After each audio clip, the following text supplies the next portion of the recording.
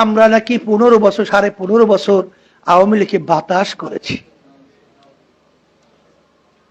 মিথ্যার একটা সীমা থাকা দরকার। এ কোনো সীমাও নাই। এটা কি মনে একটা রান্দাবাড়ি খেলা নাকি? এটা একটা দেশ।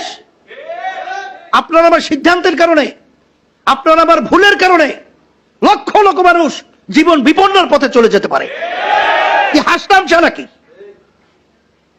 53 বছর স্বাধীন হয়ে গেল, এই দেশটা আজকে বিশ্বের ভিতরে 5 বার চোরের দিকে ফাঁস হলো, দুর্নীতির দিকে ফাঁস হলো। আজকে হাজার হাজার মায়ের কোল সন্তান হারা হলো। আমাদের দেশের প্রায় 28 লক্ষ কোটি টাকার উপরে সেখানে আওয়ামী লীগের সময় বিদেশে পাচার করলো। শুধু ভূমিমন্ত্রী তার বাড়ির সন্ধান পাওয়া গেল 3টা দেশের ভিতরে 620টা বাড়ি। এই দেশের কি আমি সন্তান না? এই দেশ নিয়ে আমি চিন্তা করব না?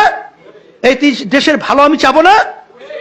না আমি এখানে রাজনীতি করব যে আমার ব্যক্তি স্বার্থ, আর এখান থেকে টাকা বিদেশে পাচার করে বস্তা ভরে তারপর কানাডা সহ বিভিন্ন জায়গায় বেগম পাড়া তৈরি করব, এইটা কি আমার রাজনীতির উদ্দেশ্য? তারপরেও পরিষ্কার কথা হলো এতটুকুই, আওয়ামী লীগ তো আমাদেরকে প্রতিপক্ষ মনে করতো না। কি প্রতিপক্ষ মনে করতো? তাদের প্রতিপক্ষ ছিল বিএনপি সহ তাদের সঙ্গে যারা জড়াই আছে।